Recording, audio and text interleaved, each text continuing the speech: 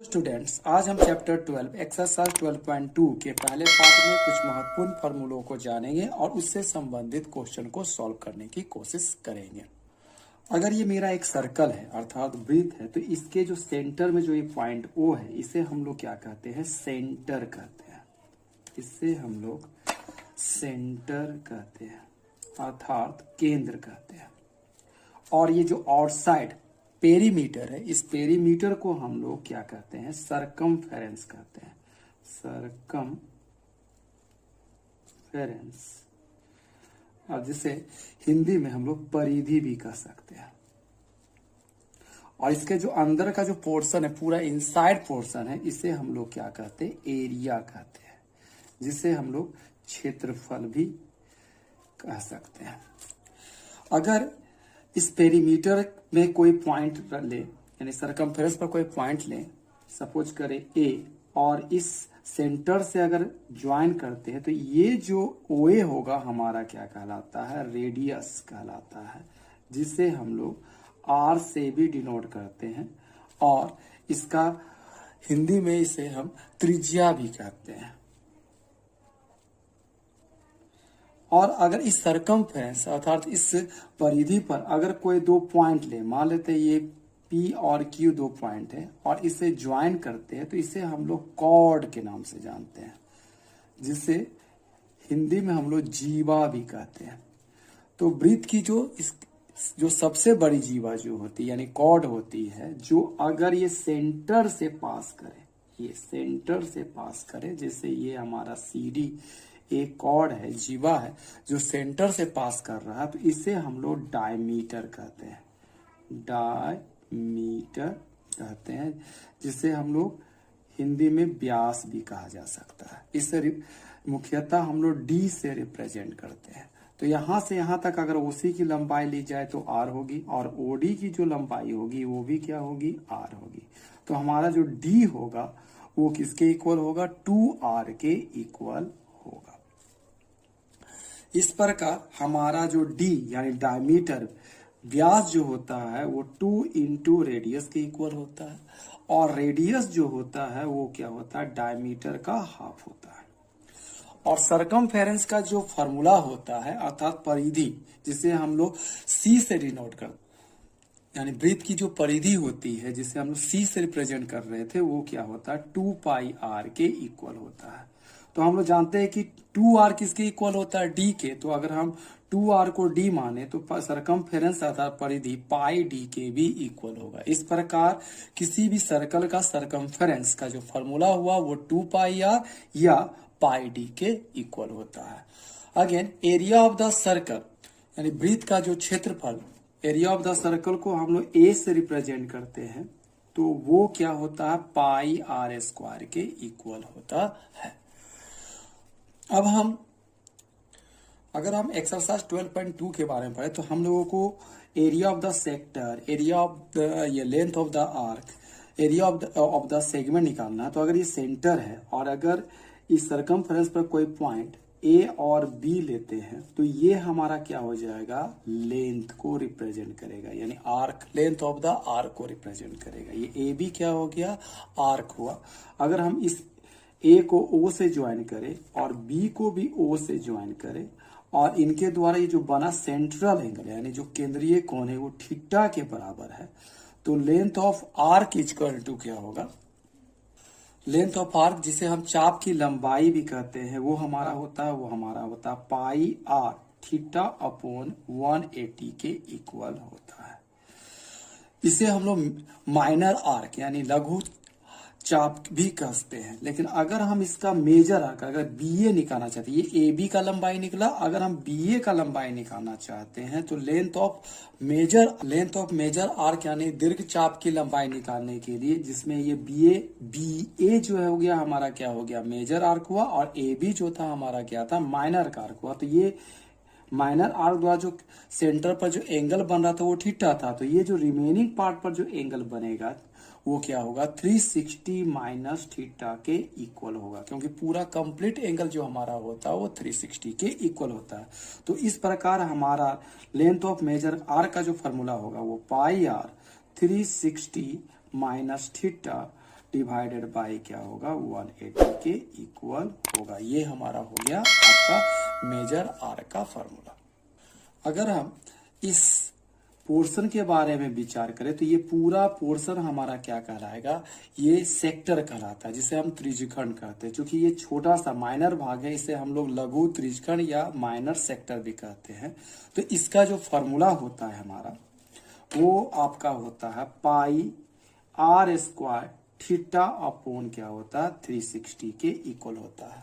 अर्थात जब भी हम एरिया ऑफ सेक्टर बोले या एरिया लेंथ ऑफ आर्क बोले तो ये माइनर आर्क और माइनर सेक्टर के बारे में कहा जाता है।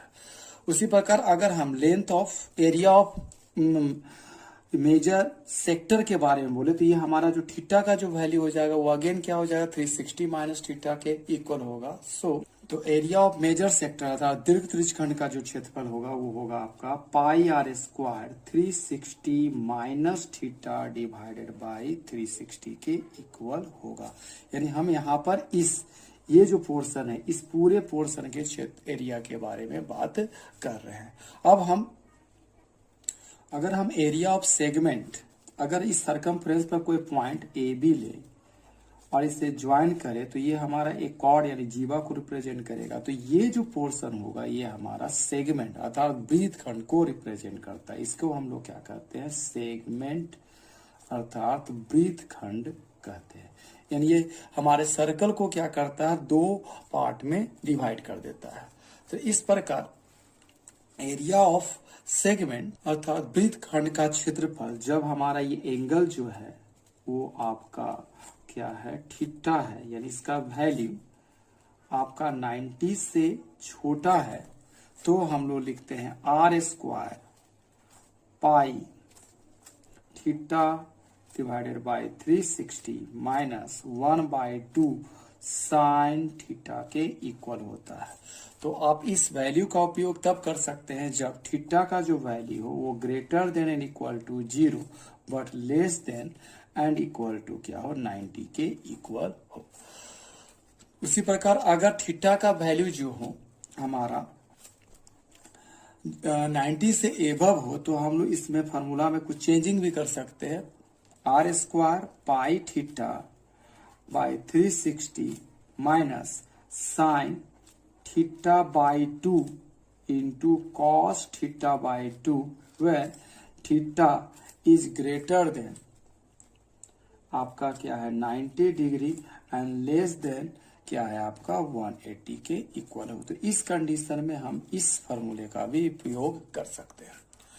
और अगर हमें मेजर सेगमेंट अर्थात इस ए बी के अलावा हमको इस पार्ट का एरिया निकालना हो तो उस मेजर सेगमेंट का जो फॉर्मूला होता है, जो फॉर्मूला आएगा यानी दीर्घ वृत्तखंड का जो क्षेत्रफल होगा वो होगा area of circle minus area of क्या होगा माइनर सेगमेंट, जिसे हम बोल सकते हैं वृत्त का क्षेत्रफल इस पूरे वृत्त के क्षेत्रफल में, यानी इस पूरे सर्कल का एरिया से हम इस माइनर सेगमेंट को माइनस कर दे तो ये जो होगा ये मेजर सेगमेंट का एरिया हम लोग फाइंड आउट कर सकते हैं। इसके अलावा एक और फॉर्मूला होता है जिसका हम लोग विशेषता उपयोग करते हैं, उसे हम लोग कहते हैं एरिया ऑफ क्वाड्रेट यानी चतुर्थांश का क्षेत्रफल अर्थात एरिया ऑफ क्वाड्रेट। अगर ये मेरा सर्कल है तो अगर इसे दो कॉर्ड इसे इस प्रकार काटती है तो इसे 4 इक्वल भाग में क्या करेगा डिवाइड करेगा। तो इस कंडीशन में हम एरिया ऑफ सर्कल जो पाई आर स्क्वायर होता है उसे हम लोग क्या करेंगे 4 इक्वल पार्ट में क्या कर सकते हैं डिवाइड कर सकते हैं। इस प्रकार एरिया ऑफ क्वाड्रेंट अर्थात चतुर्थांश का क्षेत्रफल जो होगा वो पाई आर स्क्वायर डिवाइडेड बाई 4 के इक्वल होगा। इन 9 फार्मूला का उपयोग हम इस एक्सरसाइज 12.2 को सॉल्व करते समय उपयोग करेंगे। आप चाहे तो इस सीट का स्क्रीनशॉट ले सकते हैं। एक्सरसाइज 12.2 के पहले क्वेश्चन में कहा गया है कि find the area of A sector of a circle with radius 6 centimetre if angle of the sector is 60 degree. तो हमें एक सेक्टर का एरिया निकालना है अर्थात एक त्रिज्यखंड का क्षेत्रफल निकालना जिसका जो वैल्यू है थीटा का वो 60 डिग्री के बराबर है और जो रेडियस है वो हमारा 6 सेंटीमीटर के बराबर है। तो हियर जो हमारा आर है जो रेडियस है वो हमारा क्या है 6 सेंटीमीटर के इक्वल है और थीटा का जो वैल्यू है वो क्या है हमारा 60 डिग्री है।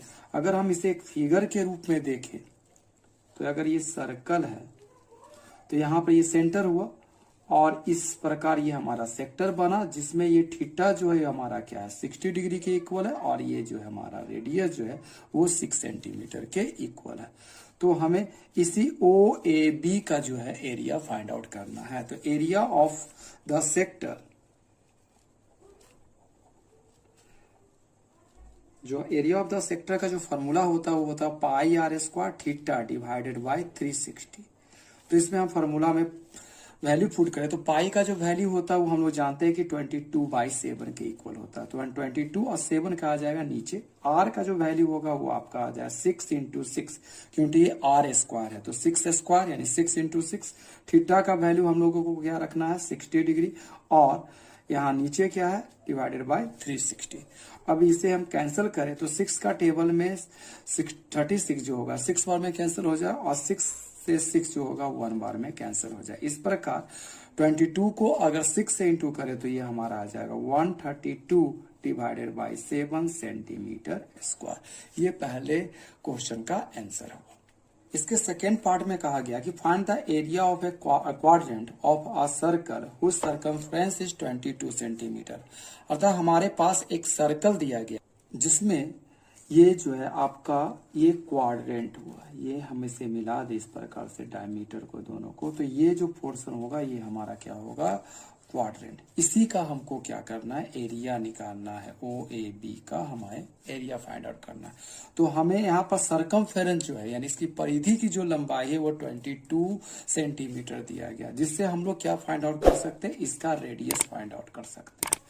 तो ये C इज इक्वल टू कितना दिया गया हमारा 22 सेंटीमीटर, यानी सरकमफ्रेंस का जो फॉर्मूला होता है वो होता है 2πr इज इक्वल टू क्या लिख सकते हैं हम लोग 22 सेंटीमीटर, और सॉल्व करें तो 2 इंटू पाई का जो वैल्यू होता है वो होता है 22/7 into r is equal to 22।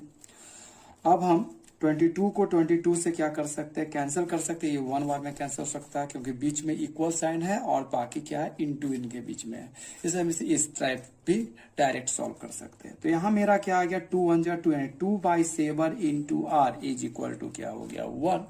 Therefore are का जो वैल्यू होगा चूंकि इनटू है इधर आकर मेरा क्या हो जाएगा डिवाइड, जो हो जाएगा हमारा इनवर्स होकर 7/2 सेंटीमीटर, यानी आर का जो वैल्यू है ना अर्थात हमारा जो रेडियस का जो वैल्यू आया वो आया 7/2 सेंटीमीटर।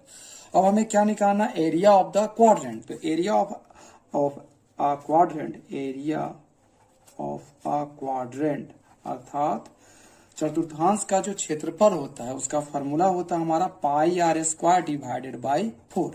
अब इस फॉर्मूले में हम वैल्यू को पुट करें तो पाई का वैल्यू क्या आएगा 22/7 इंटू आर का जो वैल्यू आएगा 7/2, तो 7/2 7 ऊपर रहेगा 2 नीचे लिख सकते हैं, उसी प्रकार 7 इंटू 2 और जो 4 था वो नीचे आया। पाई का वैल्यू 22/7 रखा गया, आर का वैल्यू क्या था 7/2, तो 7/2 इंटू 4। अब इसे हम लोग क्या करेंगे कैंसिल करेंगे तो 7 के टेबल में 7 1 बार में कैंसिल हो जाएगा और 22 2 से 11 बार में कैंसिल हो जाए। इस प्रकार जो हमारा इसका जो आंसर आएगा वो आ जाए 11 7 जा 77 डिवाइडेड बाय 2 4 जा 8 सेंटीमीटर स्क्वायर के इक्वल होगा। इसका थर्ड क्वेश्चन कहता है कि the length of the minute hand of a clock is 14 centimetre, find the area swept by the minute hand in 5 minutes. ये बहुत ही इंपॉर्टेंट क्वेश्चन है। इसमें कहा जा रहा है कि ये हमारा एक सर्कल है और इस मिनट हैंड के द्वारा हमें बताना है कि 5 मिनट में कितना एरिया कवर किया गया। तो मिनट हैंड थोड़ा क्या होता है क्लोज होता है, माना जा सकता है रेडियस के। तो ये 5 मिनट में मान लेते हैं ये इतना दूरी ये जो काटा है यहां से यहां तक आता है। तो हमें सबसे पहले यहाँ जो मिसिंग है वो theta.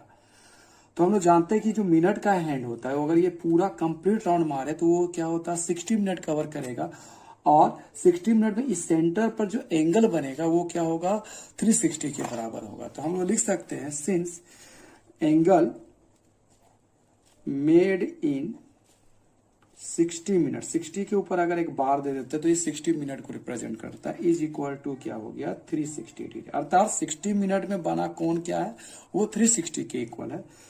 Hence angle made in क्या होगा 1 मिनट इज इक्वल टू क्या होगा 360/60, यानी 1 मिनट में जो इसका जो सेंट्रल एंगल होगा वो 360 से कम ही होगा।